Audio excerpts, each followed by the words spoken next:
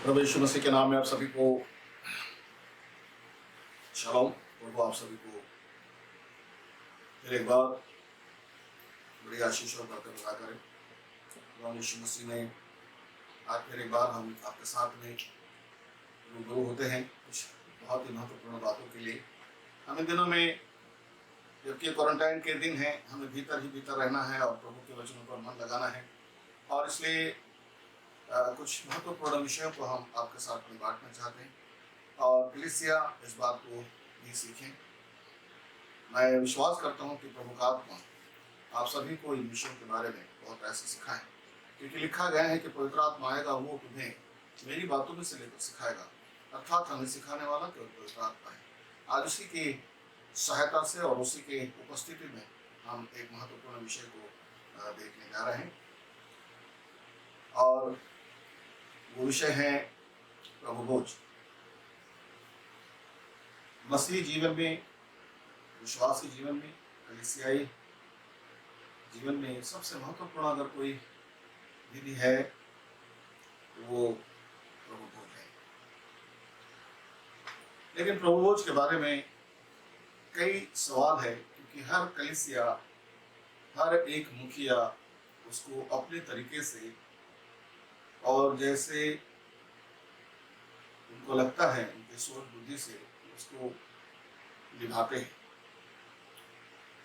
लेकिन पवित्र शास्त्र इसके बारे में क्या कहता है? इससे कुछ सवाल हैं कि प्रभु भोज हर सप्ताह लेना चाहिए या नहीं लेना चाहिए, क्योंकि कुछ कलीसियाएं प्रभु भोज को 3 महीने में एक बार लेते हैं, कुछ लोग 6 महीने में एक बार लेते हैं, कुछ लोग साल में एक बार करते हैं, कुछ लोग इसको फसह का त्योहार समझकर साल में एक बार करते हैं। क्या पवित्र आत्मा ने परमेश्वर की कलीसिया को इस विधि के विषय में प्रेरितों के द्वारा कुछ पहलू, कुछ सच्चाइयां इसमें दी है कि नहीं, हम देखेंगे। सवाल ये भी है कि प्रभु भोज कौन दे सकता है, कौन ले सकता है, इसका मूल्य क्या है, उसकी पवित्रता क्या है, उसका अभिषेक क्या है, और उसके विषय में भी हम आज थोड़ा सा चर्चा करेंगे। प्रभु भोज अनुचित रीति से नहीं लेना चाहिए, ऐसा पवित्र शास्त्र में रसूल पौलुस लिखते हैं, तो उसका भी एक बहुत बड़ा मायना है, क्योंकि प्रेरितों की बात ही हमें सीखना है और प्रेरितों की शिक्षा पर ही हमें मन लगाना है। क्योंकि लिखा है कि प्रेरित जो सिखाते हैं वो यदि कोई और नहीं सिखाता है तो उनकी बात हमें नहीं मानना है। और जैसे लिखा है कि न तो उनको सलाम करना है, न तो उनके साथ में खाना खाना है। तो हम प्रेरितों की सच्ची शिक्षा को वापस फिर से दुनिया में लाना चाहते हैं, उसके मायने हम समझाना चाहते हैं, समझना भी चाहते हैं। और आजकल YouTube पर और Facebook पर बहुत से लोग इस विषय में सिखाते हैं ये कितना पवित्र है, इसलिए उसको पवित्र भोज कहा गया है। पहली बात तो यहाँ पर है कि वो बहुत पवित्र है, इसलिए उसको पवित्र भोज कहा गया है। वो मसीह के लहू के बराबरी में इम्पोर्टेंस रखता है। वो मसीह के देह यानी कि उस मेमने को जो तोड़ा जाता तो उसकी देह के इक्वलेंट इसका मूल्य है। इसलिए प्रभु ने इसे हमें अद्भुत रीति से इसे करने के लिए कहा गया है, और हम इसे देखेंगे।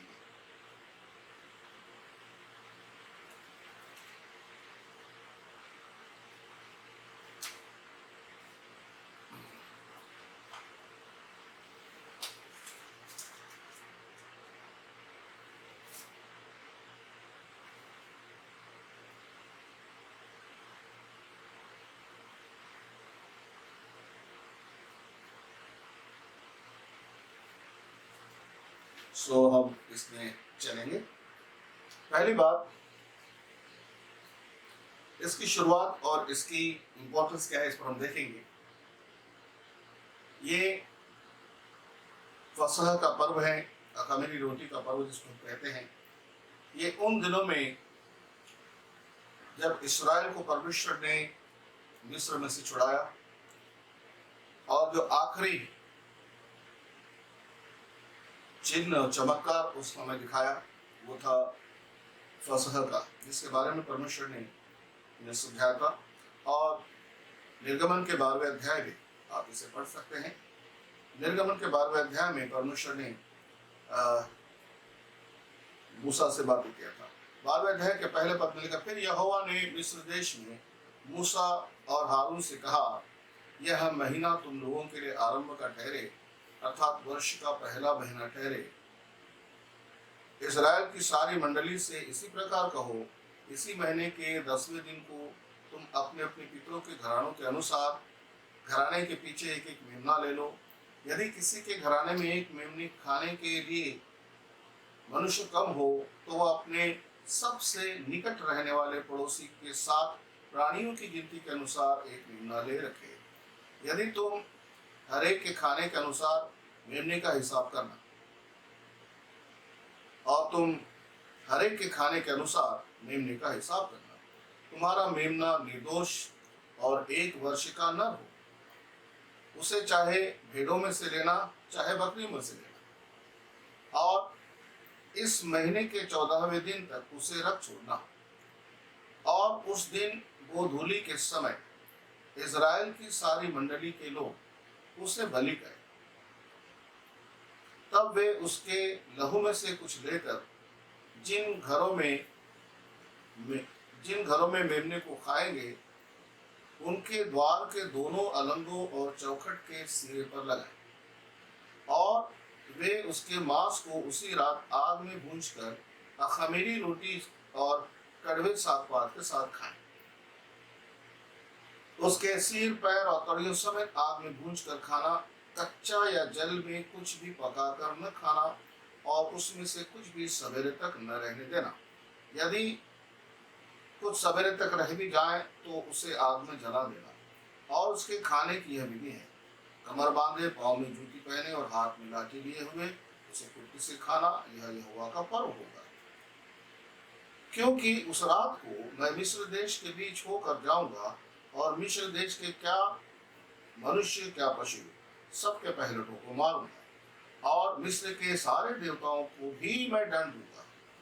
यहोवा, जिन घरों में तुम रहोगे उन पर वह लहू तुम्हारे लिए चिन्ह ठहरेगा, अर्थात मैं उस लहू को देखकर तुमको छोड़ जाऊंगा। और जब मैं मिस्र देश के लोगों को मारूंगा तब वह विपत्ति तुम पर न पड़ेगी और तुम नष्ट न होंगे।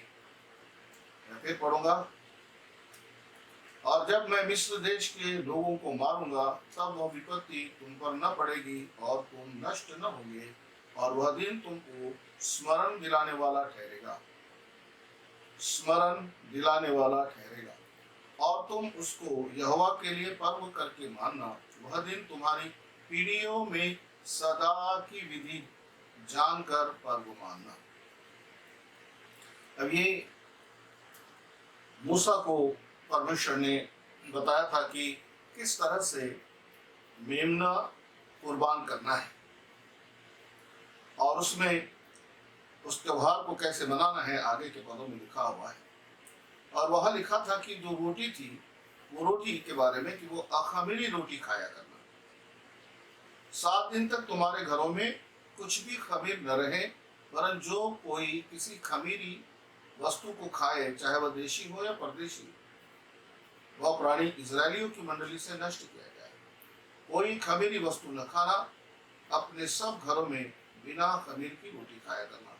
ये वो त्योहार है कि फसह के दिन वो बेखमीर रोटी को खाया करते थे, प्रभु ने उनको बताया था।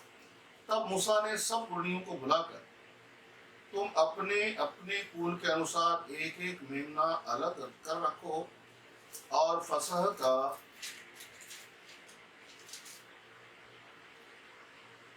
पशु बलि करना, और उसका लहू जो तसले में होगा उसे जुफा का एक गुच्छा डुबाकर उसी तसले में के लहू से द्वार के चौखट और सिरे और दोनों अलंगों पर कुछ लगाना, और भोर तक तुम में से कोई घर से बाहर न निकले। भोर तक तुम में से कोई घर के बाहर न निकले, क्योंकि यहोवा देश के बीच होकर मिस्रियों को मारता जाएगा। इसलिए जहां जहां वह चौखट के सिरे और दोनों अलंगों पर उस लहू को देखेगा, वहां वहां वह उस घर को छोड़ जाएगा और नाश करने वाले को तुम्हारे घरों में मारने के लिए न जाने देगा। फिर तुम इस विधि को अपने और अपने वंश के लिए सदा की विधि जानकर माना करो।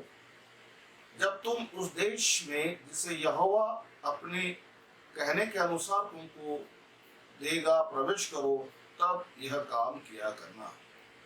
और जब तुम्हारे बच्चे तुमसे पूछे इस काम से तुम्हारा क्या मतलब है, तब तुम उनको यह उत्तर देना, यहोवा जो मिस्रियों के मारने के समय मिस्र में रहने वाले हम इस्राएलियों के घरों को छोड़कर हमारे घरों को बचाया, इसी कारण उसे फसह का यह बलिदान किया जाता है। तब लोगों ने सिर झुकाकर दंडवत की, और इस्राएलियों ने जाकर जो आज्ञा यहोवा ने मूसा और हारून को दी थी उसके अनुसार किया।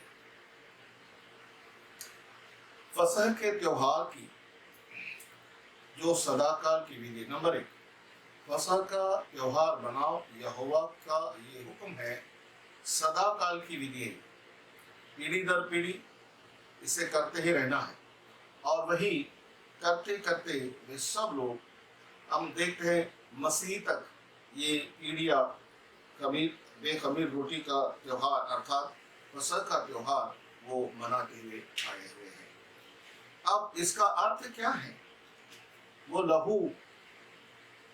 लहू में क्या ताकत थी कि वो प्रभु ने कहा कि जो मारने वाला है उसको मैं तुम तक नहीं पहुंचने दूंगा। आज भी वही वादा प्रभु यीशु मसीह ने है। प्रभु यीशु मसीह ने ठीक फसह के दिन ही जो आखिरी फसह उन्होंने किया, एक बहुत ही बड़ा इसमें रेवलेशन है कि कैसे वो मेमना बनकर हमारे लिए कुर्बान होने को जा रहा था, और अंतिम फसह उन्होंने अपने चेलों के साथ में किया। हम इसे देखें।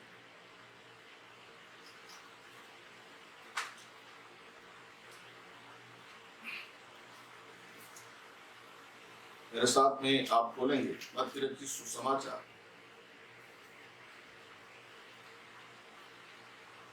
और उसके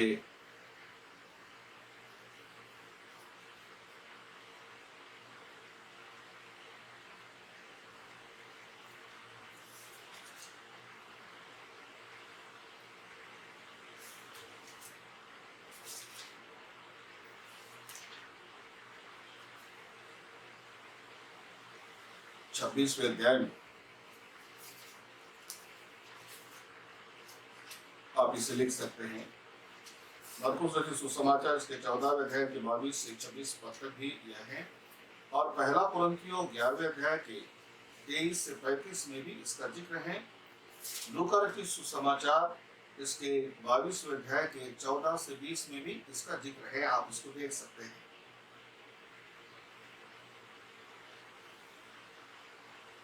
और इस 24वें अध्याय में 17वें पद में लिखा है, अखमीरी रोटी के पर्व के पहले दिन चेले यीशु के पास आकर पूछने लगे, तू कहाँ चाहता है कि हम तेरे लिए फसह खाने की तैयारी करें? उसने कहा, नगर में अमुक व्यक्ति के पास जाकर उससे कहो, गुरु कहता है कि मेरा समय निकट है, मैं अपने चेलों के साथ तेरे यहाँ पर्व मनाऊंगा। चेलों के साथ तेरे यहाँ पर्व मनाऊंगा। हमने देखा है कि जब फसह के समय में ये पर्व मनाने के लिए मूसा के दिनों में ही आज्ञा दी गई थी कि तुम्हारे सबसे करीबी जो लोग हैं, सबसे करीबी लोग जो है, उनके साथ मिलकर तुमको ये फसह का त्योहार मनाना है। आप अकेले में जाकर फसह का त्योहार नहीं मना सकते। यदि कोई कहे कि मुझे किसी के पास नहीं जाना है, कोई कलीसिया में नहीं जाना और मैं अकेला ही त्योहार मनाऊंगा, नहीं है। फसह का त्योहार अकेले में मनाने का नहीं है, फसह का त्योहार साथ में मिलकर मनाना है। तो कई लोग अगर ये कहते होंगे कि मुझे तो किसी से कोई परवाह नहीं है, मुझे किसी से कुछ लेना देना नहीं, चलो मैं अपने घर में ही मनाता हूँ, तो ऐसा नहीं है। यहाँ लिखा गया है कि तुम्हें मिलकर मनाना है। नंबर एक, इकट्ठा होकर मनाना है। और इसलिए प्रभु ने कहा कि मैं अपने चेलों के साथ मिलकर फसह मनाना चाहता हूँ। एक उन्होंने घर बताया जहां पर वो करने वाले थे।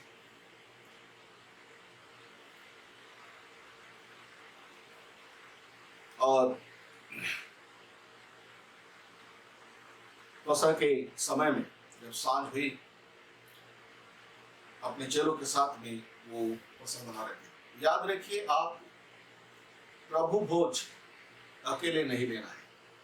प्रभु भोज आपको अपने जो करीब है, अर्थात हमारे जो आत्मिक भाई बहन है, जैसे प्रभु ने कहा कौन मेरे भाई कौन मेरी बहन, उन्होंने कहा ये जो परमेश्वर की आज्ञा मानते हैं। तो जिस कलीसिया में हमारे अपने करीब के भाई बहन हैं, हमारे अपनी देह है, प्रभु यीशु मसीह की देह है, कलीसिया है, तो उसके साथ मिलकर इसे करना है। यदि आप प्रेरितों के काम इसके दूसरे अध्याय और उसके 42वें पद में देखोगे तो वहां भी यह आता है कि और जितने बपतिस्मा पाए हुए थे, जिन्होंने नया जन्म पाया था, वे सब प्रेरितों के साथ रोटी तोड़ने में, प्रार्थना करने में, शिक्षा पाने में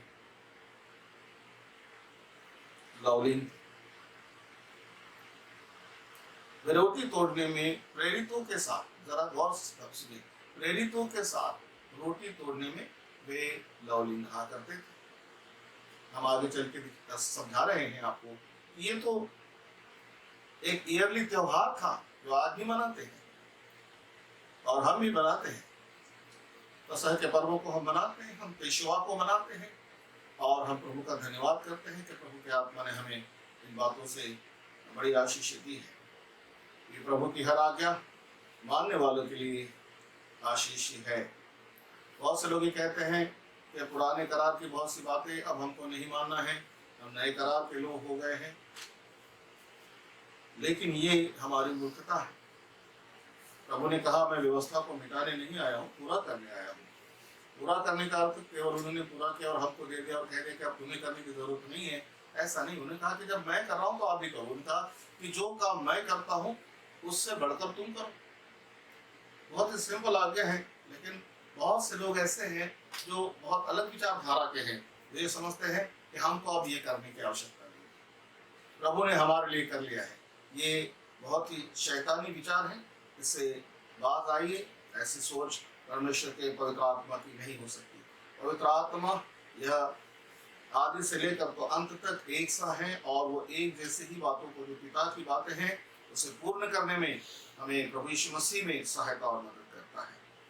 तो यहाँ पर लिखा है, देखिए, जब वे रोटी खा रहे थे तो यीशु ने रोटी ली और आशीष मांगकर तोड़ी। नंबर 1, रोटी ली, आशीष मांगकर तोड़ी और चेलों को देकर कहा, लो खाओ, यह मेरी देह है। नंबर 1, लो खाओ, यह मेरी देह है। वो रोटी जिसके लिए उन्होंने दुआ की, कहा कि ये मेरी देह है। अब आपका ईमान क्या है ये आप जाने, पर मेरा ईमान ये है कि जब वो रोटी है जिसने दुआ करके ये कहा मेरी देह है, तो मैं मानता हूं अब वो उसकी देह है। और प्रभु ने कहा जो मेरी देह नहीं खाता, मेरा लहू नहीं पीता, उसका परमेश्वर के राज्य में कोई हक नहीं है। तो इस बात को ध्यान में रखिए, ताकि इस आयत को हमेशा हमेशा याद रखिए। लो खाओ, यह मेरी देह है। फिर उसने कटोरा लेकर धन्यवाद किया और उन्हें देकर कहा, तुम सब इसमें से पियो, क्योंकि यह वाचा का मेरा लहू है, जो बहुतों के लिए पापों की क्षमा के निमित्त बहाया जाता है। बहुतों के लिए पापों की क्षमा के निमित्त नहाया जाता है।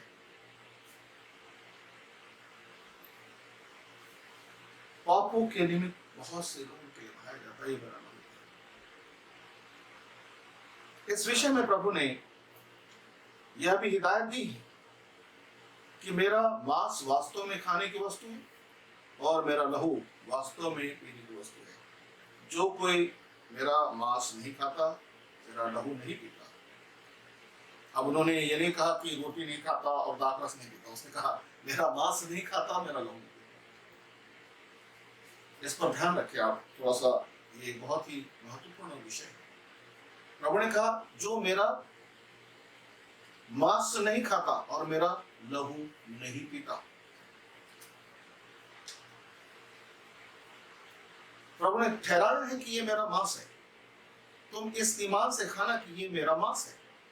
और उस समय जो चेले थे उन्होंने कहा अरे बाप रे, ये कैसा व्यक्ति है जो हमें अपना खून और मांस खाने की बात करता है।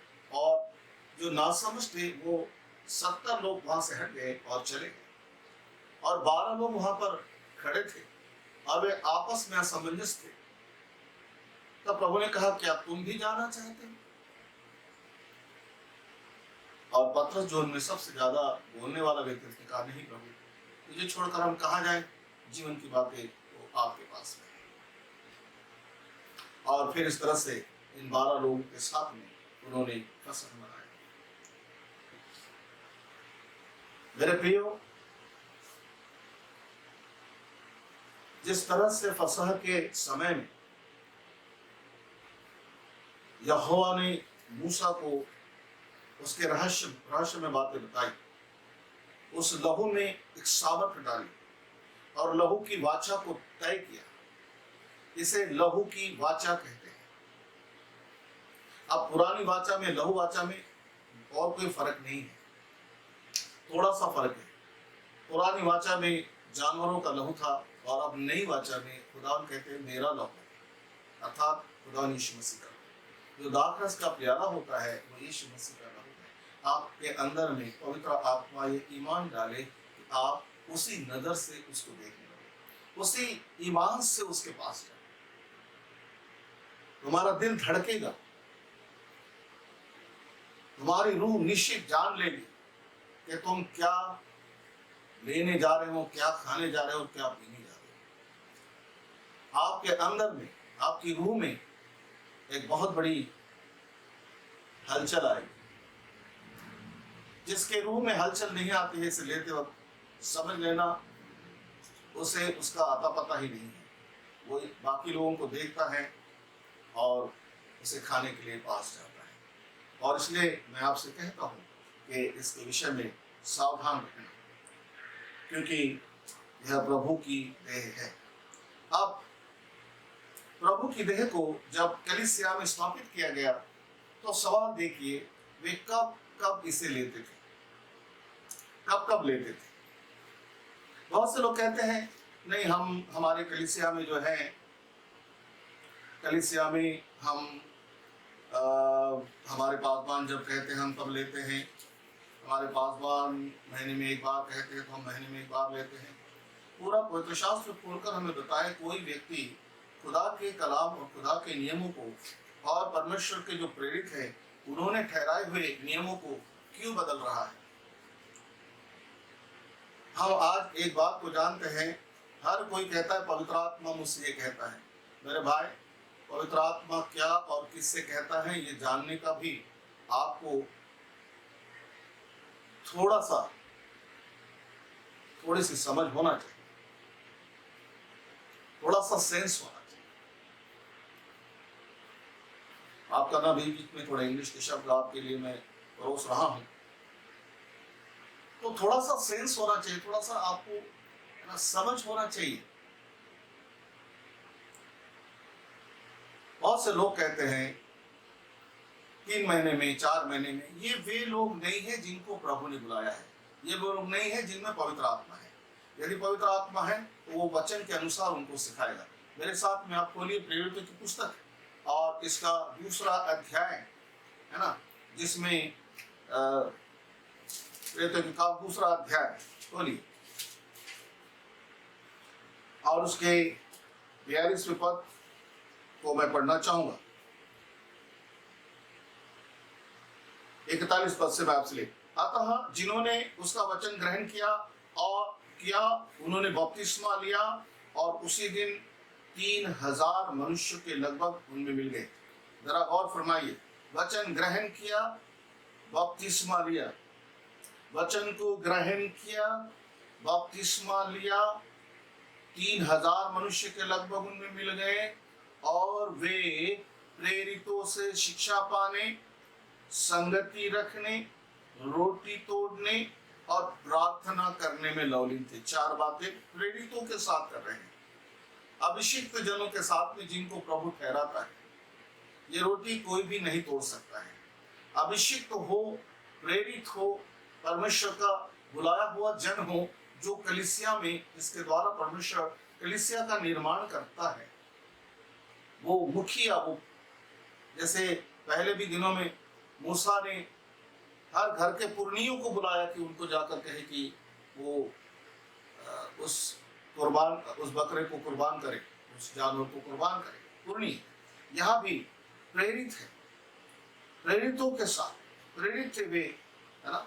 बहुत से लोग ये कहते हैं कि रोटी तोड़ने के लिए बपतिस्मा लेने की आवश्यकता नहीं। आप गलत है। आप यहाँ पढ़िए, वचन ग्रहण करना और बपतिस्मा लेना, इसको ज्यादा इंपॉर्टेंस यहाँ दिया गया है। और जिन्होंने वचन ग्रहण किया, बपतिस्मा लिया, वे प्रेरितों के साथ में शिक्षा पाने, संगति रखने, रोटी तोड़ने और प्रार्थना करने में लवलीन थे। वे शिक्षा पाने में लवलीन थे और प्रेरित उन्हें सुसमाचार के विषय में और विश्वास के विषय में और प्रीति के विषय में, भाईचारे के विषय में और उनको आशा के विषय में, उनके सुसमाचार के, चाल चलन के और खान पान के विषय में बहुत से विषय वो उनको सिखाते थे। प्रेरितों से शिक्षा पाने में लवलीन थे और सब लोगों पर भय छा गया और बहुत से अद्भुत काम और चिन्ह प्रेरितों के द्वारा प्रकट होते थे और सब विश्वास करने वाले इकट्ठे रहते थे। इकट्ठे रहना मन से और तन से भी ये जरूरी है। उनकी सब वस्तुएं साझे में थी और वे अपनी अपनी संपत्ति और सामान बेच कर जैसे जिसकी आवश्यकता होती थी बांट दिया करते थे। ये वो प्रेम है, बांट दिया करते थे। वे प्रतिदिन एक मन, अब 46वें पद को मैं ज्यादातर आपके लिए कहना चाहता हूं, वे प्रतिदिन एक मन होकर मंदिर में इकट्ठे होते थे और घर घर रोटी तोड़ते हुए आनंद और मन की सिधाई से भोजन किया करते थे। यहाँ 2 बातें हैं, रोटी तोड़ते थे और मन की सिधाई से भोजन करते थे। उनके मध्य में 2 बातें थी। वे मन की सिधाई से भोजन भी करते थे और रोटी तोड़ने का अर्थ होता है प्रभु भोज लेना। वे इकट्ठा होकर उसे करते थे। ये बहुत जरूरी है। और अब हम चलते हैं कि एक और पद में आपको बताओ कि कब वे रोटी तोड़ते थे। मेरे साथ में आप खोलिए प्रेरितों की पुस्तक, इसके 20वें अध्याय के 7वें पद में चलिए। अब वे कब कब रोटी तोड़ा करते थे? क्या वे 3 महीने में तोड़ते थे? क्या 3 महीने में सब बात हुआ करता था? क्या महीने में एक बार तोड़ते थे? क्या महीने में एक बार सब बात होता है? 6 दिन तुम्हारे, 7वां दिन खुदा का है और 10 आज्ञा में का ये आज्ञा कभी मिटने वाला नहीं है और इसलिए इस आज्ञा में हम ध्यान दें। भाई अपने मन से कुछ भी सोचना ये तो मनुष्य की फितरत है, पर जांचने वाला तो खुदा ही है। और इसमें 7वें पद में है ना, प्रेरितों के काम 20वां अध्याय 7वें पद में मैं पढ़ता हूँ, आप सुनिए। सप्ताह के पहले दिन जब हम रोटी तोड़ने के लिए इकट्ठे हुए, सप्ताह के पहले दिन, सप्ताह का पहला दिन किसे कहा गया है? सप्ताह का पहला दिन जब हम रोटी तोड़ने के लिए इकट्ठे हुए तो पौलुस ने जो दूसरे दिन चले जाने पर था उनसे बातें की और आधी रात तक बातें करता रहा। और यहाँ पर एक हादसा हो गया। एक जवान लड़का सुनते सुनते नींद में आकर अटारी से गिर गया और 11वें पद में चली, और ऐसा लिखा है 10वें पद में, परंतु पौलुस उतरकर उससे लिपट गया और गले लगाकर कहा, घबराओ नहीं, क्योंकि उसका प्राण उसी में है। और ऊपर जाकर रोटी तोड़ी और खाकर इतनी देर तक उनसे बातें करते रहा कि पाँव फट गए। सप्ताह के पहले दिन वे रोटी तोड़ा करते थे, और प्रेरितों के काम में और भी बहुत जगह पर हम ये पाते हैं कि वे सप्ताह के पहले दिन इकट्ठा होते थे। तो इसका अर्थ ये होता है कि हम रोटी कब तोड़े? परमेश्वर के वचन के अनुसार सप्ताह के पहले दिन वे रोटी तोड़ते थे, अर्थात सब्बात को वो रोटी तोड़ा करते थे, इकट्ठा होते थे। वहां पर घर घर भी छोटी छोटी कलीसिया थी, वहां पर भी वे जाकर रोटी तोड़ा करते थे, एक बहुत ही पवित्रता से, क्योंकि लिखा है कि उसके लहू के द्वारा वह बचाए गए हैं। प्रकाशित वाक्य की पुस्तक में लिखा है, अंतिम दिनों में उस मेमने के लहू की छाप जिनके माथे पर होगी वे बचाए जाएंगे, ऐसा लिखा हुआ है। उन महामारियों से और विपत्तियों से वे बचाए जाएंगे, स्वर्गदूत आएंगे उनको बचा लेंगे। ठीक उसी तरह जिस तरह से मिस्र में इस्राएलियों को बचाया गया था। मेरे अजीजों, यह एक बहुत ही महत्वपूर्ण विषय है। रोटी को तोड़ते वक्त आपकी तैयारी क्या होना चाहिए, उसको कैसे तैयारी करना चाहिए, इसकी बात हम अगले संदेश में इसे करेंगे। रोटी तोड़ने के लिए तैयारी कैसे करें, वो कैसे तैयार हुए थे, हम किस तरह से रोटी तोड़ते हैं। रोटी तोड़ने के लिए हमारे मन की, हमारे शरीर की, हमारे आत्मा की क्या तैयारी होनी चाहिए, ये बहुत से लोगों को मालूम नहीं है। वैसे ही चले जाते हैं और रोटी तोड़कर वापस आते हैं, ऐसा लगता है मानो किसी मंदिर में जाकर प्रसाद खाकर वापस आ रहे हैं। प्रभु आपको इसकी और गंभीरता सिखाएं कि रोटी तोड़ने के लिए और उसके महत्व के विषय में हम अगले पार्ट में इसके बारे में बातचीत करेंगे। तब तक के लिए घर में रहिए, सेफ रहिए, प्रार्थना करते रहिए और इन वचनों पर मन लगाइए, तो वो आपको आशीष दें। Thank you, God bless you.